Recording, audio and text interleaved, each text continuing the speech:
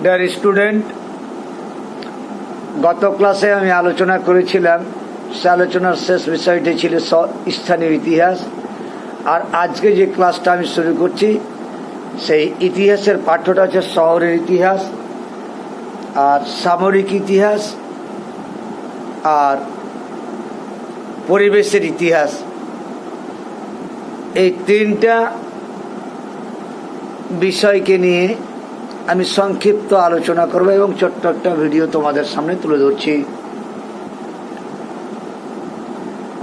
ইতিহাস চর্চার যদি সঠিক বৈশিষ্ট্য বিশ্লেষণ করা যায়, তাহলে সাধারণত শিল্প বিপ্লবের পর থেকে শহরের উত্থান এবং সম্প্রসারণ ঘটেছিল। শহরের উত্থান ঘটেছিল তিনটা পদ্ধতিতে। পদ্ধতিগুলো অর্থনীতির উদ্ভব, পৃথিবীর বিশাল অঞ্চলে ঔপনিবেশিক শাসন প্রতিষ্ঠা এবং গণতান্ত্রিক ধারণার পদ্ধতি অগ্রগতি।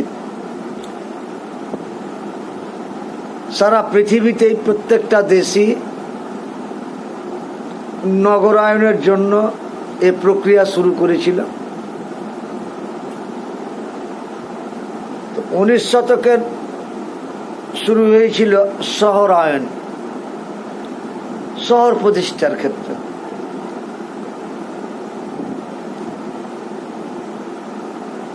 উনিশ শতকে দুটি আধুনিক শহরের কথা জানা যায়। প্রথমটা হলো ইংল্যান্ডের লন্ডন শহর, যা ছিল পৃথিবীর সবচাইতে বৃহত্তম শহর, এবং দ্বিতীয়টা ছিল বোম্বাই শহর। তাহলে দ্বিতীয় বৃহত্তমটা হচ্ছে বোম্বাই শহর। এখন যদি আমরা শহরের ইতিহাস পর্যালোচনা না করতাম, বিশ্লেষণ না করতাম বা না করা হতো, তাহলে আমরা জানতাম না যে প্রথম পৃথিবীর বড় শহর দুটো কি ছিল। 1850 খ্রিস্টাব্দের শিল্প বিপ্লবের আগে প্রায় সমস্ত পশ্চিমী দেশ ছিল গ্রামীণ।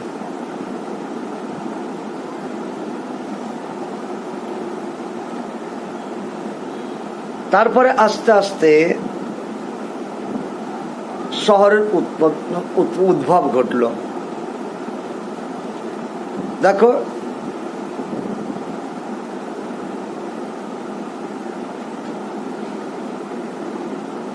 প্রথম দিকে যে ইংল্যান্ডের লন্ডন শহর ছিল, সেই লন্ডন শহরটা ছিল কেরানি, দোকানদার, মাস্টার, কারিগর, সৈনিক, ভৃত্য, হকার, শ্রমিক, ভিখারি সকলের শহর ছিল। ক্রমশ শহর সংকটও বেড়েছে সমাজবিরোধী কার্যকলাপ। তাহলে নগরায়ন যত বেড়েছে, শহরের রাস্তাঘাট, ঘরবাড়ি, জীবনযাত্রা তত বদলে গেছে। বোম্বে প্রেসিডেন্সির রাজধানী হয় বোম্বে শহর। বোম্বে শহরকে বলা হয় মায়াপুরী বা সিটি অফ ড্রিমস। তাহলে কোন শহরকে মায়াপুরী শহর বলা হয়? বোম্বে শহরকে। আবার বোম্বে শহরকে কি বলা হয়? বাণিজ্যিক শহরও বলা হয়। কারণ ভারতবর্ষের বাণিজ্যের যে দ্বার উন্মুক্ত হয়েছে আন্তর্জাতিক ক্ষেত্রে, সেটা বোম্বে শহরকে কেন্দ্র করেই। জয়পুরকে বলা হয় গোলাপি শহর বা শহর অফ পিঙ্ক সিটি বলা হয়। আর কলকাতাকে বলা হয় সংস্কৃতির শহর। সুতরাং শহরের ইতিহাস চর্চার বৈশিষ্ট্য হল শহরের উৎপত্তি ও বিবর্তনের প্রকৃতি বিবৃত করা।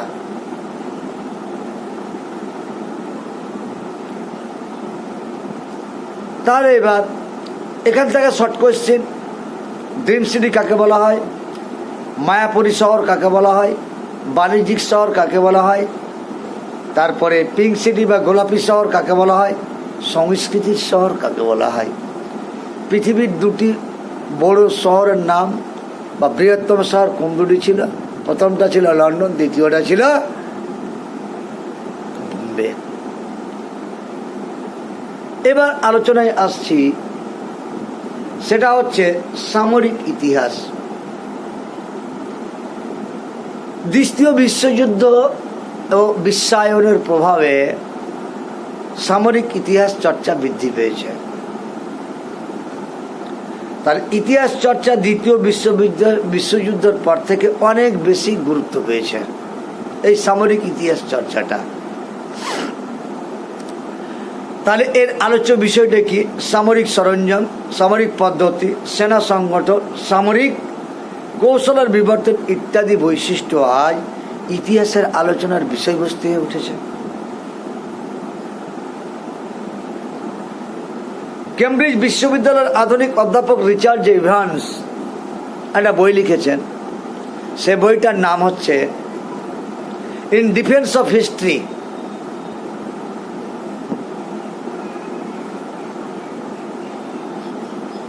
তারপরে 1994 খ্রিস্টাব্দে অস্ট্রেলিয়ার ঐতিহাসিক Keith Windschuttle the killing of history একটা বই লিখেছেন। তাতে তিনি ইতিহাসের প্রতিরক্ষার ক্ষেত্রে আলোচনা করেছেন। তো এদের দুজনের যে বই দুটো লেখা, ইন ডিফেন্স অফ হিস্ট্রি আর কিট উইনস্কটল বা the killing of history, in defence of history এটা হচ্ছে রিচার্ড জে ইভান্সের লেখা, আর কিট উইনস্কটলের লেখা হচ্ছে দ্য কিলিং অফ হিস্ট্রি। এই বই দুটোতে একটা জিনিসের উপর বেশি গুরুত্ব দেওয়া হয়েছে, সেটা হচ্ছে কি যুদ্ধের পদ্ধতির পঠন পাঠন, ইতিহাসের বিভিন্ন যুদ্ধ কখন বা সামরিক ইতিহাসের উপশাখার উপর নৌ ইতিহাস, এইসব বিষয় নিয়ে আলোচনা করা হয়েছে। তারপরে দেশ এবং জাতি রক্ষা করার, শত্রুদের দমন করার সামরিক শক্তির প্রয়োজন আছে। দেশকে যেরকম রক্ষা করতে হবে আর শত্রুকে দমন করতে হবে। এটা যদি নিয়ে আলোচনা একটা দেশ না হয়, একটা দেশে না হয়, তাহলে সে দেশের প্রতিরক্ষা নিয়ে একটা প্রশ্নচিহ্ন থেকেই যায়। প্রতিরক্ষার ক্ষেত্রে যে ভুলগুলো থেকে যায় সেগুলোর চর্চা যদি না হয়, তাহলে ভবিষ্যতে সেই দেশের প্রতিরক্ষার দিক থেকে হৃষ্টপুষ্ট হতে পারে না। তাহলে নতুন সামাজিক ইতিহাসের ক্ষেত্রে সামরিক ইতিহাসটা একটা গুরুত্ব পেয়েছে। কোন দেশের সামরিক শক্তি বৃদ্ধি পেয়েছে, কোন দেশের সামরিক শক্তি কতটুকু, এটা কিন্তু প্রত্যেকটা দেশের নিজ নিজ আত্মরক্ষার ক্ষেত্রের জন্য, প্রতিরক্ষার জন্য সেগুলো জানা খুবই দরকার।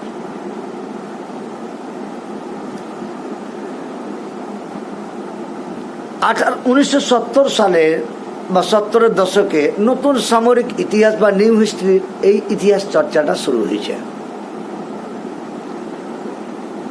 তা থেকে কি জিনিস জানতে পারছে? সেনা প্রধানের চেয়ে সেনাদের, যুদ্ধ কৌশল অপেক্ষা যুদ্ধের সাইকোলজি, সমাজ ও সংস্কৃতিতে যুদ্ধের বৃহত্তর প্রভাব সামরিক ইতিহাস রচনা ও চর্চায় বিশেষভাবে গুরুত্ব পায়। তাহলে সেনাপ্রধানদের চাইতে নতুন সামরিক ইতিহাস চর্চার ক্ষেত্রে গিয়ে দেখা গেছে যে সেনাপ্রধানের চাইতে সেনাদের বেশি গুরুত্ব দেওয়া হয়েছে। যুদ্ধ কৌশল অপেক্ষা সাইকোলজি এবং সমাজের সবাই সংস্কৃতির বৃহত্তর প্রভাব সামরিক ইতিহাসের উপর বা সামরিক ইতিহাস রচনা ও চর্চায় বিশেষভাবে গুরুত্ব পেয়েছে।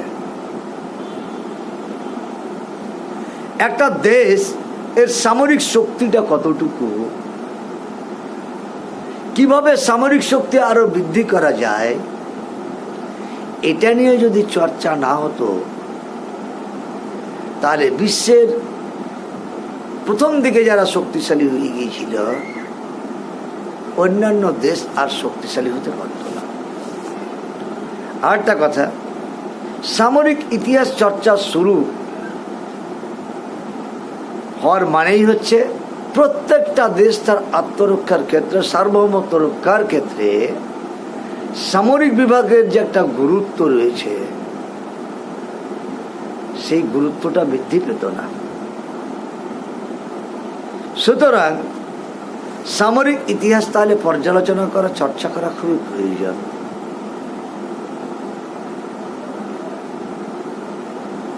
এবার পরিবেশ এর ইতিহাস। আচ্ছা, আমরা প্রথমত বলি পরিবেশ কি, হোয়াট ইজ এনভায়রনমেন্ট, পরিবেশটাই কি। তাহলে আমরা যেখানে বাস করছি তার পাশে যতগুলো জিনিস আছে, প্রাণী থেকেই হোক আর জড় পদার্থই হোক, জীব জল যাই হোক না কেন, সবাইকে নিয়ে আমাদের পরিবেশ।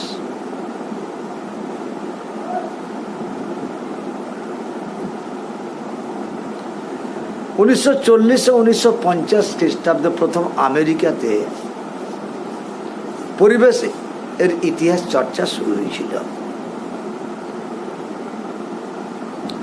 আর 1974 খ্রিস্টাব্দের 5ই জুন বিশ্ব পরিবেশ দিবস হিসাবে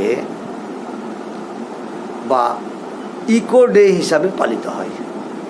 1974 খ্রিস্টাব্দের 5ই জুন প্রথম, যার জন্য 5ই জুন আজ আমরা পরিবেশ দিবস হিসেবে পালন করি।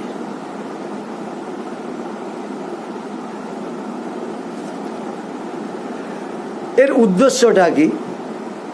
আসলে পরিবেশের সঙ্গে আমাদের বন্ধুত্ব করা, ফ্রেন্ডশিপ গড়ে তোলা, পরিবেশের সঙ্গে আমাদের শত্রুতা না করে পরিবেশকে আমরা বন্ধু হিসাবে মেনে নেওয়া। পরিবেশে ভারসাম্য যদি রক্ষা না পায় তাহলে জীব জগতের বড্ড অসুবিধা।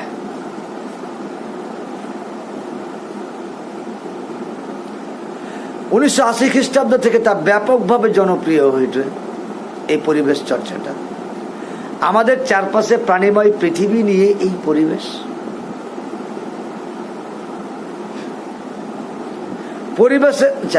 পরিবেশ জীবদেহ মনে পরিবর্তন আনে। জীবনের অস্তিত্ব রক্ষা, বৃদ্ধি, উন্নতি অনেকটাই স্থানীয় পরিবেশের উপর নির্ভরশীল। মানুষ পরিবেশের উপর কেমন আচরণ করছে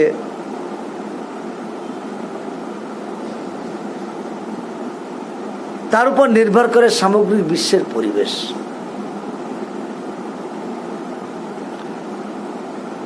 আদিম আচরণ, অরণ্যচারী মানুষও যুগ যুগ ধরে পরিবেশ রক্ষায় যত্নবান ছিল। তাই মানুষই হচ্ছে পরিবেশে বা প্রকৃতির শ্রেষ্ঠ সন্তান। শিল্প বিপ্লব, শহরায়ন, সভ্যতার সম্প্রসারণ, নানা দূষণে আজ পরিবেশ সুরক্ষার অন্তরায় হয়ে উঠেছে। ধ্বংস হচ্ছে সবুজ, হারিয়েছে পাখিদের বাসস্থান।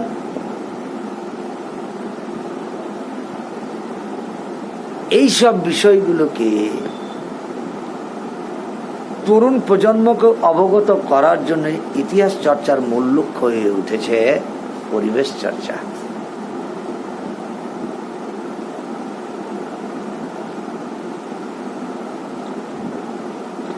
উনিশশো 62 খ্রিস্টাব্দে দ্য সাইলেন্ট স্প্রিং নামে একটা বিখ্যাত গ্রন্থ আমেরিকা সহ সারা বিশ্বে সাড়া ফেলে দিয়েছিল। এই বইটা কি ছিল? বলছে পরিবেশ রক্ষার ক্ষেত্রে একটা ঐতিহাসিক দলিল। পরিবেশ চর্চা যদি না হতো, ইতিহাসের চর্চা না হলে পরিবেশের আচ্ছা, এর মূল বিষয়টা কি? পরিবেশ রক্ষা করতে হবে, পরিবেশ রক্ষার জন্য সচেতনতা বৃদ্ধি করতে হবে। এই পরিবেশকে নিয়ে ভারতবর্ষে দুটো আন্দোলন হয়েছে। একটা হচ্ছে চিপকো আন্দোলন, গাছ কাটা যাবে না, এটা রক্ষা করতে হবে। বন কাটা যাবে না, এটা রক্ষা করতে হবে। আরেকটা ছিল কি, মেধা পাটেকরের নর্মদা বাঁচাও আন্দোলন। তো দুটো বিখ্যাত যদি পরিবেশ আন্দোলনের নাম ভারতবর্ষে করে যায়, তাহলে একটা কি চিপকো আন্দোলন, আর একটা আছে সর্দার সরোবর বাঁধ নির্মাণের বিরুদ্ধে যে মেধা পাঠাকর যে আন্দোলন করেছিলেন, সে আন্দোলনটা যে নর্মদা বাঁচাও আন্দোলন। তাহলে পরিবেশের ভারসাম্য রক্ষার ক্ষেত্রে পরিবেশের অস্তিত্বকে টিকিয়ে রাখতে হয়। তাহলে সারা বিশ্বের প্রাণী আজ প্রকৃতির উপর নির্ভরশীল। তাহলে প্রকৃতিকে, এই সবুজকে যদি না বাঁচানো যায়, তাহলে মানুষের অক্সিজেনের অভাব পড়বে, আর অক্সিজেনের অভাব হলে প্রাণী জগৎ মারা যাবে। তাহলে যার উপর বেশি প্রাণী জগৎ নির্ভরশীল, সেই পরিবেশের একটা উপাদান, একটা অংশকে বাঁচিয়ে রাখাটা মানুষের একটা বিশাল কর্তব্য। আর এটা যারা ধ্বংস করবে, তাদের বিরুদ্ধে রুখে দাঁড়ানো এবং মানুষের সচেতনতা বৃদ্ধি করার উদ্দেশ্য নিয়ে পরিবেশের ইতিহাস চর্চাটা শুরু হয়েছিল। ডিয়ার স্টুডেন্ট, এখানে তোমাদের একটা 4 মার্কের কোয়েশ্চেন, খুব ভালো কোয়েশ্চেন হবে। ইতিহাস, পরিবেশের ইতিহাস রচনার গুরুত্ব আলোচনা করো, এবং শহর থেকে তোমরা ছোট ছোট কোয়েশ্চেনগুলো করবে। A lot of thanks my dear student. খুব ভালো করে তোমরা টেক্সটটা পড়বে, তাহলে বুঝে যাবে। আর পরিবেশ নিয়ে নর্মদা বাঁচাও আন্দোলন কি, চিপকো আন্দোলন কি, এটা কে করেছিল, কত খ্রিস্টাব্দে করেছিল, পরিবেশ বলতে কি বুঝে, এই ধরনের কোয়েশ্চেনগুলো 2 মার্কের আছে, তোমরা পড়বে। Thank you, a lot of thanks my dear student.